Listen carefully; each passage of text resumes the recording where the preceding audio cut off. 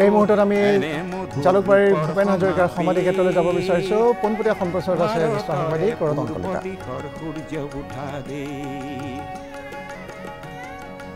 অসমী আইৰ ৰূপহী গুণৰো নাইকে ভাৰতৰে পূৰ্ব দিশৰ সূৰ্য উঠা দে অসমী আইৰ ৰূপহী গুণৰো নাইকে ইয়াত দেখুওৱা হৈছে আৰু সুন্দৰভাৱে সজাই পৰাই তোলা হৈছে। এয়া ভূপেন্দাৰ এটা দৃশ্য। ইয়াত সমগ্ৰ সমন্বয় তীৰ্থখনেই বিভিন্ন ধৰণে সজাই পৰাই তোলা হৈছে আৰু যিসকল লোক ইয়ালৈ আহিব সকলোৰে আকৰ্ষণীয়ভাৱে ইয়াত আকৰ্ষিত যাতে কৰিব পাৰে তাৰ ব্যৱস্থা গ্ৰহণ কৰিছে আৰু সুন্দৰভাৱে ইয়াত সজাই পৰাই তোলা হৈছে। ইয়াৰ উপৰিও ভূপেন্দাৰ জীৱন পৰিক্ৰমাৰ বিভিন্ন দৃশ্য ইয়াত প্ৰদৰ্শন কৰাৰ ব্যৱস্থা কৰিছে। আমি দেখুৱাইছোঁ এয়া সমাধি ক্ষেত্ৰৰ সুন্দৰ পৰিৱেশ। সমগ্ৰ সমন্বয় ক্ষেত্ৰখনে সুন্দৰভাৱে সজাই পৰাই তুলি ইয়াত যিসকল ভূপেন্দাৰ অনুৰাগী অহাৰ লগে লগে ভূপেন্দাৰ সম্পৰ্কত যিখিনি ভূপেন্দাৰ জীৱন পৰিক্ৰমা সন্দৰ্ভত ইয়াত প্ৰত্যক্ষ কৰিবলৈ পাব। অসমৰ জাতি জনগোষ্ঠীৰ যি গামোচা, সেই গামোচাৰে আমাৰ লুইতখন ইয়াত প্ৰদৰ্শন কৰা হৈছে। এইখন লুইত আমাৰ অসমৰ বিভিন্ন জাতি ধৰ্ম নিৰ্বিশেষে যিসকল আমাৰ জাতি জনগোষ্ঠী আছে তাৰ এক সমন্বয় ইয়াত প্ৰদৰ্শন কৰা হৈছে আৰু ইয়াৰ উপৰিও ভূপেন্দাৰ যিসমূহ জীৱনৰ যি ফটোসমূহ বিভিন্ন সময়ৰ যিসমূহ দৃশ্য, সেই দৃশ্যসমূহ ইয়াত প্ৰত্যক্ষ কৰা হৈছে যাতে ৰাইজে ভূপেন্দাৰ বৰ্ণিল জীৱন পৰিক্ৰমা সন্দৰ্ভত ইয়াত পুনৰ প্ৰত্যক্ষ কৰিব পাৰে জীৱনটোৰ ওপৰত। অসম চৰকাৰৰ সাংস্কৃতিক বিভাগ আৰু অসম চৰকাৰৰ যি জনসংযোগ বিভাগ আছে তেখেতসকলে ইয়াৰ সকলো যাৱতীয় ব্যৱস্থা গ্ৰহণ কৰিছে। আমি দেখুৱাইছোঁ ভূপেন্দাৰ জীৱনৰ বিভিন্ন দৃশ্য ইয়াত বিভিন্ন আপুৰুগীয়া ইয়াত দৃশ্য ইয়াত প্ৰদৰ্শন কৰাৰ ব্যৱস্থা কৰিছে। ভূপেন্দাৰ জীৱনত লগ পোৱা বিভিন্নজন আৰু ভূপেন্দাৰ জীৱনকালৰ সমগ্ৰ স্মৰণীয় মুহূৰ্তবোৰ ইয়াত প্ৰত্যক্ষ কৰা হৈছে আৰু আমি এয়া দেখুৱাইছোঁ ভূপেন্দাৰ এগৰাকী অনুৰাগী। মই দাদা প্ৰথমতে ভূপেন্দাৰ শতবৰ্ষৰ শুভেচ্ছা জ্ঞাপন কৰিছোঁ আৰু আজি ভূপেন্দাৰ 100 বছৰ হ'ল, এক পবিত্ৰ দিন আৰু সমগ্ৰ অসম আজি ভূপেন্দাৰ নামেৰে মুখৰিত হৈ পৰিছে। কি ক'ব এই মুহূৰ্তত? অভিভূত হৈছোঁ আৰু আমাৰ সৌভাগ্য এটাই যে আমি ভূপেন হাজৰিকা জীয়াই থকা অসমখনতে জন্মিছিলোঁ।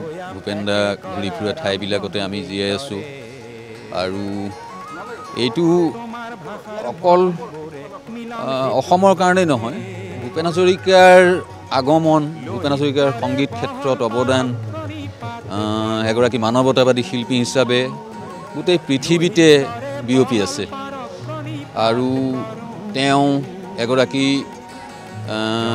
সাধাৰণ গায়ক নাছিলে। তেওঁ এটা মিছন লৈ পেলাই গান গাইছিলে আৰু পলিটিকেলি খুব সজাগ মানুহ এজন আছিলে।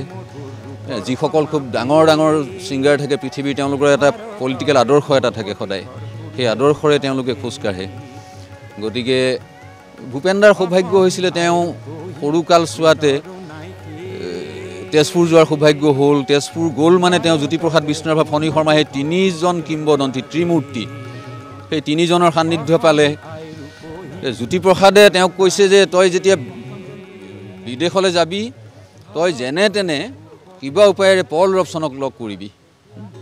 গতিকে কলম্বিয়া ইউনিভাৰ্চিটিত পঢ়োঁতে কলম্বিয়া ইউনিভাৰ্চিটিতে পল ৰবচন আহিছে কেতিয়াবা ৰাতি, ভূপেন্দাই লগ পাইছে, সান্নিধ্য পাইছে আৰু এটা সময়ত শান্তি নিকেতনলৈ পল ৰবচনক বিচাৰিছিলে। তেওঁ আহিব পৰা নাছিলে, কিন্তু এটা শুভেচ্ছা বাণী ৰেকৰ্ডিং কৰি পেলাই ভূপেন্দাহঁতে সেইবিলাক কৰি দিছে, কৰি পেলাই তালৈ পঠাইছিলে।